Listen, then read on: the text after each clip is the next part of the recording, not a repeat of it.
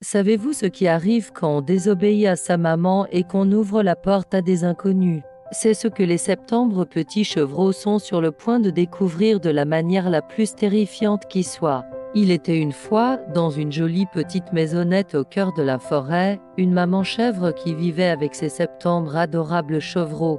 Un matin, elle dut s'absenter pour aller chercher de la nourriture. Avant de partir, elle rassembla ses enfants et leur donna une leçon de prudence très importante. « Mes chers petits, dit-elle d'une voix douce mais ferme, je dois aller dans la forêt.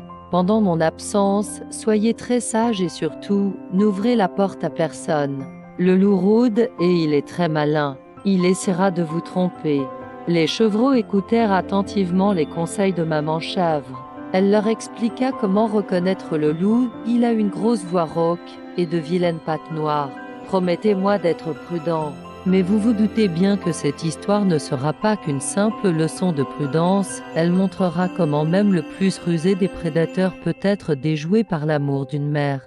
Peu de temps après le départ de la maman chèvre, on frappa à la porte. « Ouvrez, mes enfants !» gronda une voix rauque. « C'est votre maman qui vous rapporte de bonnes choses à manger. » Les chevreaux, se souvenant des méfaits du loup dont leur mère les avait prévenus, s'écrièrent d'une seule voix « Non, nous n'ouvrirons pas. Notre maman a une voix douce et la tienne est toute rauque. Tuez le loup. » Le loup, furieux d'avoir échoué, s'en alla chez un marchand pour acheter de la craie et l'avaler afin d'adoucir sa voix. Il revint et frappa de nouveau, cette fois avec une petite voix fluette.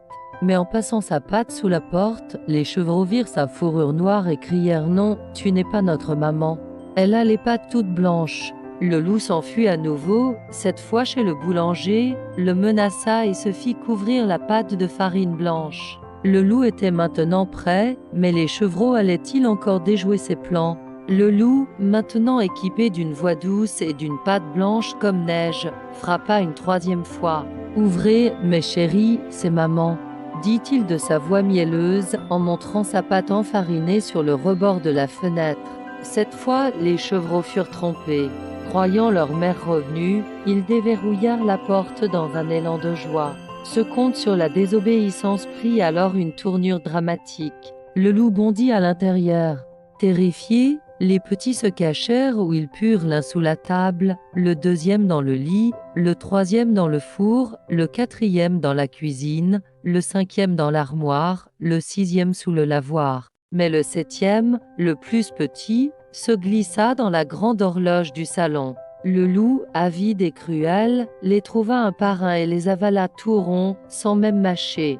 Il ne trouva cependant pas le petit dernier, bien caché dans l'horloge. Repu, le loup sortit et s'endormit au pied d'un grand arbre. Le petit chevreau avait survécu, mais ses frères et sœurs étaient perdus. Le dénouement de cette histoire éducative allait dépendre de l'ingéniosité de maman chèvre. Quand maman chèvre rentra enfin, elle découvrit une scène de chaos. La porte était grande ouverte, les meubles renversés. Elle appela ses enfants, mais personne ne répondit. Le cœur brisé, elle les chercha partout. Soudain, une petite voix s'éleva de l'horloge. C'était le plus jeune de ses chevreaux. Il lui raconta toute l'histoire, comment le loup les avait trompés et avait dévoré ses frères et sœurs. La morale pour enfants de cette histoire allait être inoubliable. Folle de chagrin mais déterminée, maman chèvre sortit avec son petit et trouva le loup endormi, son ventre si plein qu'il bougeait encore. Une idée audacieuse lui vint. Elle demanda au petit chevreau de lui apporter une paire de ciseaux, du fil et une aiguille. Avec une précision incroyable, elle ouvrit le ventre du loup endormi. Un par un, les 6 chevreaux, encore vivants, sautèrent dehors. Sur les instructions de leur mère, ils remplirent le ventre du loup avec de grosses pierres. Puis, maman chèvre recousit le tout. Quand le loup se réveilla, il avait terriblement soif. Il se traîna jusqu'au puits, mais le poids des pierres le déséquilibra. Il tomba à la tête la première et se noya. Les septembre chevreaux et leur maman dansèrent de joie, ayant appris la plus grande des leçons, il ne faut jamais ouvrir aux étrangers et toujours écouter sa maman. Si cette histoire sur l'importance de l'obéissance vous a plu, vous aimerez certainement notre autre conte, L'enfant qui criait au loup, où la prudence est aussi au cœur du récit.